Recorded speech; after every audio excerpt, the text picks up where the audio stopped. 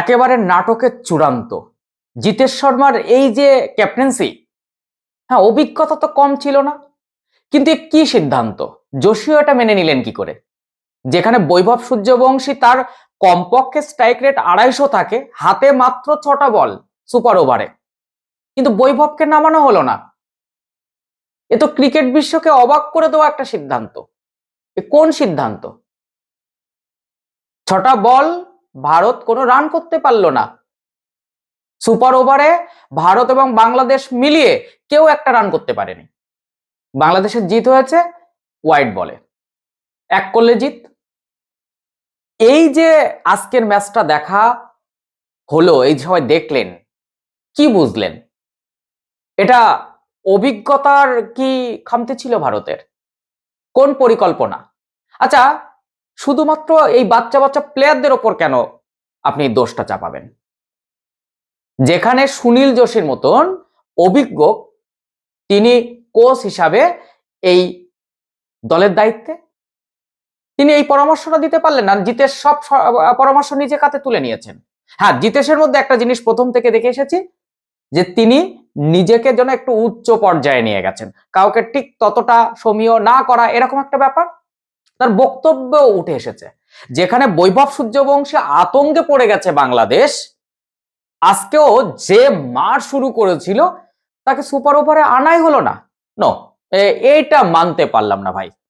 এটা কোন দেশের সিদ্ধান্ত? এটা অন্ধজনও আগে তো বৈভব সূর্যবংশী হাতে তো আর একটা উইকেট থাকবে, আমি ধরেই নিলাম বৈভব সূর্যবংশী ফার্স্ট বলে আউট, কিন্তু সে যদি 3টে তুলে দেয়, আরে 18-15 এইরকম রানটা 6 বলের জন্য যথেষ্ট। পিচ তো খারাপ ছিল না, এটা তো ইডেন গার্ডেন্সের সেই টেস্টের পিচ নয়, এটা তো ধানক্ষেত না।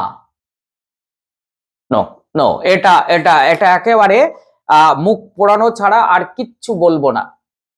আজকে আইপিএল খেলা অভিজ্ঞতা তো কম ছিল না জিতেশের মধ্যে, তাহলে আমরা এই রকম একটা উপহার পেলাম কেন?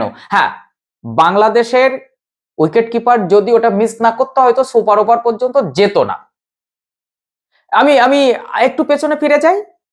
আজকে টসে জিতে বাংলাদেশকে ব্যাট করতে পাঠানোর সিদ্ধান্তটা ভুল না ঠিক পরে আসব, কিন্তু তার আগে আপনি বলুন তো, যে আমার হাতে পিপ কোনো বোলার নেই, দুজনকে আমাকে কাজে লাগাতেই হবে, সেটা ওই সময়। আজকে লাস্ট আমি যদি 5 ওভারের কথা বলি, ওখানেই তো ভারতের হার হয়ে গেছে। ভারতের দুজন বোলার যারা পার্ট টাইমার, তারা 62 রান দিয়ে দিলেন,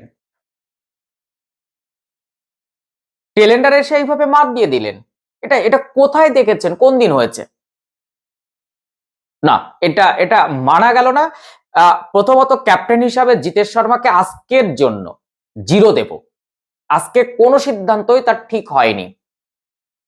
হ্যাঁ, বাংলাদেশের ওপেনাররা ভালোই শুরু করেছিল, মানতে মানে মানা যায়, এটা মানার মতনই। ভালো শুরু করেছে বাংলাদেশ, খারাপ খেলেছে সেটা বলবো না, কিন্তু ভারত যেখানে এই এই এশিয়া কাপ এমার্জিং, এখানে আমরা আমরা ফাইনাল লড়তে পারতাম, আমরা আমরা এখানে ভারত ফাইনাল যাওয়ার যোগ্য দল। আজকে এই জায়গা থেকে কোথাও না কোথাও সিদ্ধান্তের এই যে জায়গা, নাটকীয় ম্যাচে বাংলাদেশের কাছে ভারত হেরে এশিয়া কাপ থেকে বিদায় নিল ছোটরা।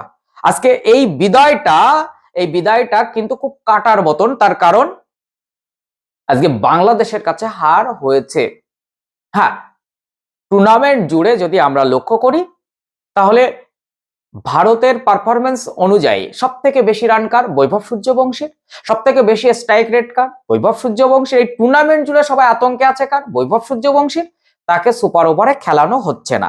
এখন এই সিদ্ধান্ত মানা যাচ্ছে না। দুই দল 40 ওভার খেললো, তারপরেও সুপার ওভার, কিন্তু সুপার ওভার এমন পর্যায়ে পৌঁছালো যে সুপার ওভারে ভারতের 2টো উইকেট পড়ে গেল, কোনো রান হলো না। বাংলাদেশের 1টা উইকেট পড়ে গেল, কোনো রান হলো না। শেষে ওয়াইড বলে জিত। না, এটা একদম মানা যাচ্ছে না। প্রথমে ব্যাট করে বাংলাদেশ 194 রান তোলে, এটা 160-এ আটকে যাওয়ার কথা, সেটা 194-এ চলে যায়। কোথাও মানার মতন পরিস্থিতি না। তো যাই হোক না কেন, ভারতের এই হারটা আজকে কিন্তু অনেক শিক্ষা দিয়ে গেল, যেটা আমরা দেখতে পাচ্ছি গৌতম গম্ভীরের সিনিয়র টিমে গৌতম গম্ভীরের কিছু হঠকারী সিদ্ধান্তও কিন্তু ভারতকে ভোগাচ্ছে। আজকে সুনীল যোশী তার টিমকে ঠিকঠাক গাইড করতে পারেনি, এই বাচ্চা ছেলেদেরকে গাইড করতে পারেনি। আজকে সেই তো প্রথম বলবে যে না, আমার একমাত্র অস্ত্র, তাকে প্রথমেই আমি বার করতে চাই, কারণ আমার হাতে আছে মাত্র 6টা বল। সুপার ওভারে বৈভব সূর্যবংশী ঝড় উঠবে, কারণ তাকে লেলিয়ে দিলে অবশ্যই বাংলাদেশের এই 6 বলে 3টে উঠে গেলে 3, 6, 18, 19 রান হয়ে গেলে এই বাংলাদেশের কি রান তোলা সম্ভবপর হতো না? বাংলাদেশকে ছোট করে বলছি না, বাংলাদেশ যথেষ্ট ভালো খেলেছে আজকে, একেবারে ভারতের সঙ্গে মানে চোখ তুলে চোখে চোখ রেখে তারা লড়াই করেছে। এখানে অবশ্যই তাদের ক্রেডিট দেবই, কিন্তু ভারতের এই এই হার, এটা একদমই মেনে নেওয়া যাচ্ছে না। আপনারা কারা কারা খেলাটা দেখেছেন, কোথায় কোথায় আর বিরক্তি প্রকাশ করেছেন অবশ্যই কমেন্ট করবেন। সেই সঙ্গে সঙ্গে পুরো টুর্নামেন্ট জুড়ে যতটুকু সুযোগ বৈভব পেয়েছে প্রত্যেক দিনই সে কাজে লাগিয়েছে বলা যায়। মাঝের 2টো দিন ফ্লপ করেছে, তবে সেটা ফ্লপ বলা যায় না।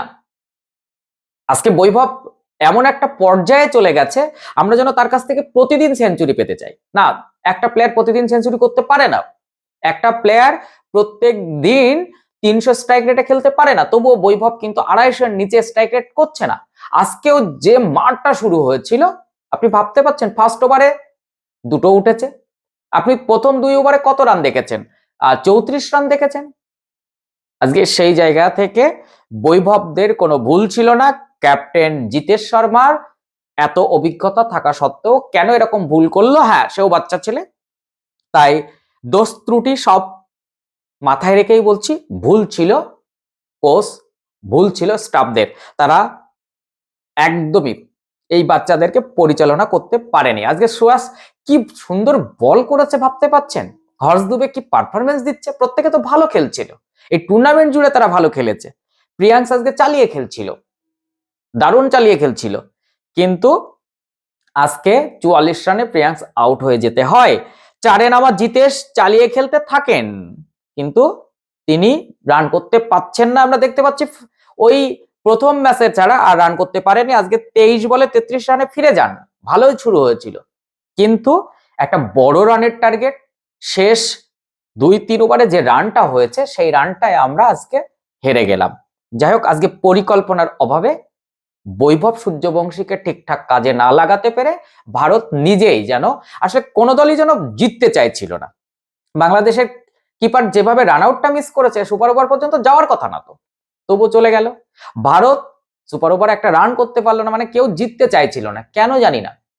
নেক্সট বাংলাদেশের জন্য শুভেচ্ছা রইল, তারা ফাইনালে শ্রীলঙ্কা এবং পাকিস্তানের মধ্যে যে জিতবে তার সামনাসামনি হবে, তবে শ্রীলঙ্কার চান্সেস বেশি রয়েছে। দেখা যাক সেকেন্ড সেমিফাইনালে কারা জেতে। তবে এই পরিস্থিতিতে এখন বলবো, আমরা সবাই এই জুনিয়রদের পাশে অবশ্যই আছি, থাকবো, কিন্তু এই ভুলগুলো যাতে না হয় তার জন্য দেখার দায়িত্ব কোচ, তার জন্য স্টাফদের কিন্তু দায়িত্ব নিতে হবে। ভালো লাগলে অবশ্যই একটু শেয়ার করে দেবেন, আর সেই সঙ্গে সঙ্গে চ্যানেলে নতুন হলে চ্যানেলটি সাবস্ক্রাইব করে পাশে থাকা বেল আইকনটি প্রেস করে রাখবেন। এরকম তথ্য সমৃদ্ধ ভিডিও পেতে ভীষণ সুবিধা হবে। আর ফেসবুক থেকে দেখলে একটু ফলো দিয়ে রাখবেন।